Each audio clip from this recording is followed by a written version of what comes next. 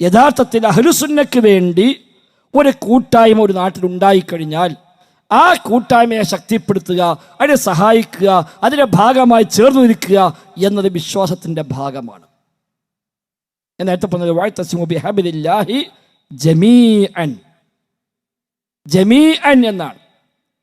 എല്ലാവരും ഒന്നിച്ച് അല്ലാഹുവിന്റെ ഹബിലിനെ മുറുകെ പിടിക്കുക, ഒറ്റക്കൊറ്റക്കല്ല. അലൈക്കും ബിൽ ജമാഅ, നിങ്ങൾ ജമാഅത്തിന്റെ കൂടെ നിൽക്കണേ എന്നാണ്.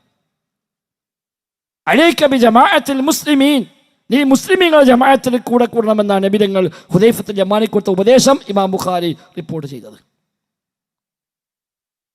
അതുകൊണ്ട് അഹ്ലുസുന്നയുടെ ആശയം വിശുദ്ധ ഖുർആൻ തിരുസുന്നത്തും സലഫുകളുടെ മനഹജ് പ്രകാരം ഇവിടെ പ്രബോധനം ചെയ്യാനും പ്രാവർത്തികമാക്കാനും പഠിപ്പിക്കാനുമുള്ള ഒരു കൂട്ടായ്മയുണ്ടെങ്കിൽ ആ കൂട്ടായ്മക്ക് നമ്മളെ കൊണ്ട് എന്ത് ചെയ്യാൻ പറ്റുമോ അതൊക്കെ ചെയ്തു കൊടുക്കണം.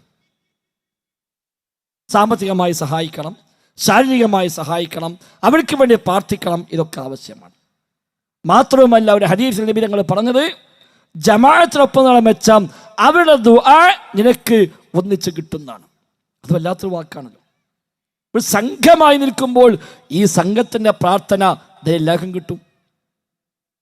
ഈ കൂട്ടായ്മയ്ക്ക് വേണ്ടി ആര് പ്രാർത്ഥിച്ചോ എങ്കിൽ ഈ കൂട്ടായ്മയിൽ മെമ്പർഷിപ്പുള്ള, ഇതിൻ്റെ ഭാഗമായി നിൽക്കുന്ന, ഇതിനെ സഹായിക്കുന്ന എല്ലാവർക്കും ആ ദുആന്റെ ഒരു ഫലം കിട്ടൂലേ. പീസ് റേഡിയോയ്ക്ക് വേണ്ടി എത്രയോ മനുഷ്യന്മാർ ദുആ ചെയ്യുന്നു, ആ ദുആന്റെ വിഹിതം നമുക്ക് കിട്ടൂലേ. കാരണം എന്താ, പീസ് റേഡിയോ നമ്മളും കൂടെ ഒരു പങ്കുണ്ട്. ജാമിഅത്തുൽ ഹിന്ദിന് വേണ്ടി അനേകായിരം മനുഷ്യന്മാർ പ്രാർത്ഥിക്കുന്നു, ആ ദുആ നമുക്ക് എല്ലാവർക്കും കിട്ടൂലേ. കാരണം നമ്മുടെ ജാമിഅ, നമ്മുടെ പീസ് റേഡിയോ, നമ്മുടെ കൂട്ടായ്മ എന്ന് പറയുമ്പോൾ ഈ ദുആ ഒന്നിച്ച് ലഭിക്കുന്നു. അതാണ് ഏറ്റവും വലിയ നേട്ടം.